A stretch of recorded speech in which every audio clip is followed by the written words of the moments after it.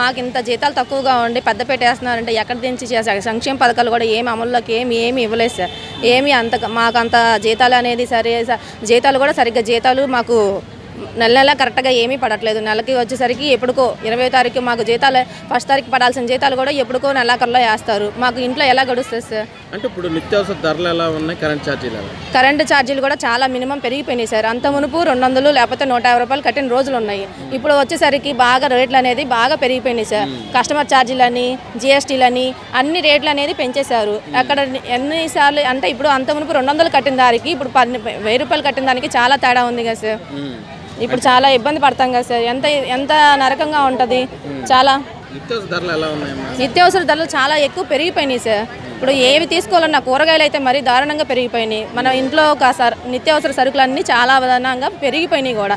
ఒక వస్తువు తీసుకెళ్ళడానికి మనం ఎంత ఇప్పుడు 100 రూపాయలు మారిస్తే మన చేతిలో చాలా వస్తువులు వచ్చాయి అంత మునుపు. ఇప్పుడు కనీసం 1000 రూపాయలు మార్చినా మనకి చేతిలో ఒక కవర్ కూడా నిండట్లేదు అసలుకి మన ఇంట్లో సరుకులు అనేది. గతంలో కొంచెం చాలా బాగుంది సార్. ఇప్పుడైతే చాలా ఏం బాగాలేదు అసలుకి. ఉన్నమాట చెప్తున్నాము, అసలు ఏమీ బాగలేదు.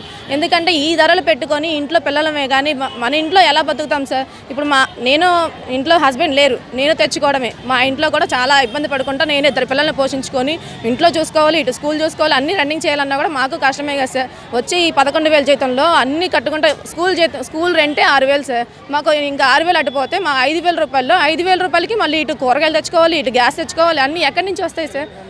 మళ్ళీ పిల్లలకి మాకు అమ్మఒడి కానీ అలాంటివి ఏమీ అందట్లేదు సార్. సంక్షేమ పథకాలు కాదు కదా మాకు వచ్చేది, పెన్షన్స్ కూడా అన్నీ ఆపేశారు, ఏమీ రావట్లేదు సార్.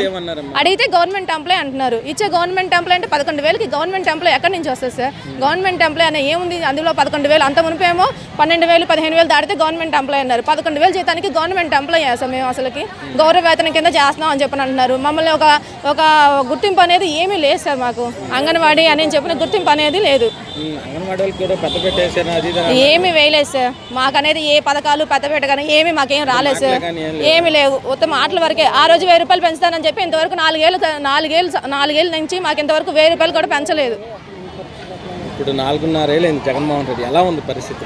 చాలా దారుణంగా ఉంది సార్, చాలా దారుణంగా ఉంది. మా అంగన్వాడీ మీద అయితే చాలా దారుణంగా ఉంది.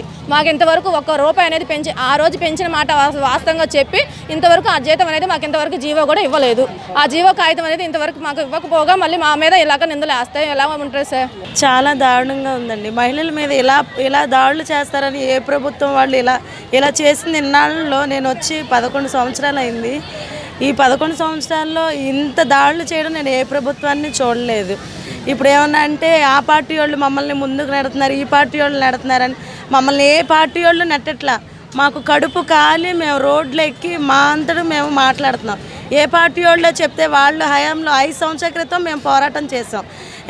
అక్కడ చంద్రబాబు నాయుడు ఉన్న టైంలో మాకు ఏ పార్టీ వాళ్ళు చెప్తే మేము చేయలేదు. మాకు కడుపులు కాలి మేము రోడ్లు ఎక్కాము. పిల్లల్ని వదిలేసుకొని, మాకు చిన్న పిల్లల్ని వదిలేసుకొని రోడ్లు ఎక్కాల్సిన అవసరం మాకైతే లేదు కదా. ఎందుకు ఎక్కుతున్నాము? మాకు ఇచ్చే జీతాలు చాలట్లేదు. ఆ ఇచ్చే జీతంలోనే అద్దెలు కట్టుకుంటా, స్కూల్లో గ్యాసులు, కూరగాయల బిల్లులు. నేనైతే నాకు భర్త లేడు, నేను ఒక్కదాన్నే ఉండేది. అసలు కరెంట్ ఛార్జీలు అయితే అప్పుడు 400 వచ్చే కరెంట్ బిల్లు ఇప్పుడు 1000 రూపాయలు వస్తుంది. కూరగాయలు కానీ, నూనె ప్యాకెట్లు కానీ, పప్పు కానీ ఎంత రేటు పెరిగిపోయినాయో. ఈ 4.5 సంవత్సరాల్లోనే కూరగాయలు అసలు చాలా రేట్లు పెరిగిపోయినాయి.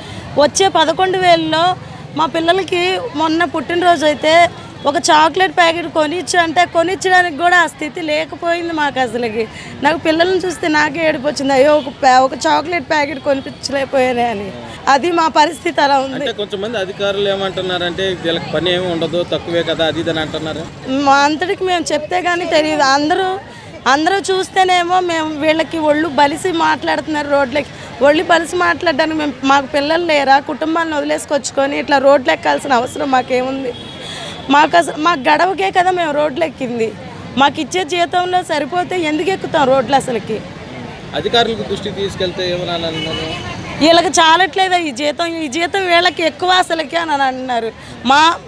మా పరిస్థితుల్లో వాళ్ళు ఉండి చూస్తే వాళ్ళకి తెలుసు మేము ఎలా అనుభవిస్తున్నాం, మేము ఎలా బాధలు పడుతున్నాం, ఎలా కష్టాలు పడుతున్నాం వాళ్ళకి తెలుస్తుంది. ఇప్పుడు సచివాలయం సిబ్బంది వచ్చి ఇప్పుడు తాళాలు పగల కొడుతున్నారు. దాని మీద రేపు వాళ్ళకి ఇబ్బందులు రావా చెప్పండి? మా ఇబ్బందులను వాళ్ళు తెలుసుకొని మాకు సపోర్ట్గా ఉండాలి. మాకు ఇంకా వాళ్ళేమో మాకు వ్యతిరేకంగా తాళాలు పగలగొట్టి వాళ్ళ స్కూల్ రన్ చేస్తున్నారు. వాళ్ళకి ఇబ్బందులు వచ్చినప్పుడు మేము కూడా అదే పని చేస్తాం.